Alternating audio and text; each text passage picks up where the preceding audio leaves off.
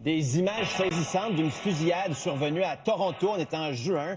Ça fait partie d'une enquête de corruption policière sans précédent. Élisabeth, jour noir là, pour le secteur des agents de la paix au Canada. Absolument. Les policiers qui ont fait le point, là, on parle, Philippe Vincent, là, donc de 7 policiers torontois qui ont été arrêtés. Un agent également retraité là, qui a été arrêté. Et d'emblée, en commençant le point de presse, le chef de la police de York a dit « Ce que vous vous apprêtez à entendre est troublant ».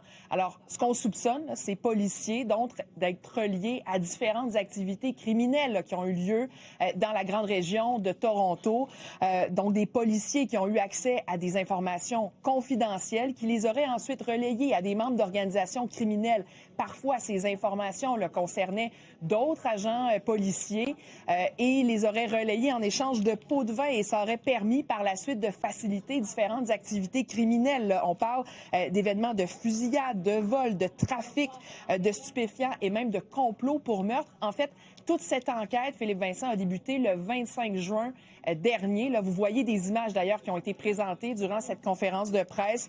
L'enquête nommée South, donc qui a débuté en juin 2025.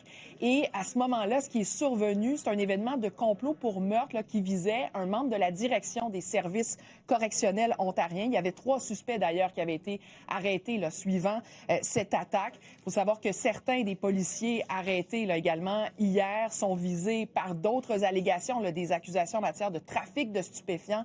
On va écouter tout de suite, si vous le voulez bien, le chef de la police de York. This case uncovered significant drug trafficking activity. Investigators have determined that some of the officers we identified also participated in drug trafficking. This is among the most complex and challenging investigations of my 28-year policing career. Since June 18, 2025, more than 400 officers have played a part in this investigation. This is a painful and unsettling moment. It needs to be addressed openly, and it needs to be addressed honestly. The allegations against 7 Toronto police members and 1 retired member are deeply disappointing. Et c'est important de mentionner que cette enquête, elle est toujours en cours. L'une des phrases qui a été répétée le plus souvent durant le point de presse, c'est « Nous allons retourner toutes les pierres ». Alors, on s'attend à ce qu'éventuellement, il y ait d'autres arrestations en lien avec cette enquête. Et nos courants, Elisabeth, merci beaucoup. Au revoir.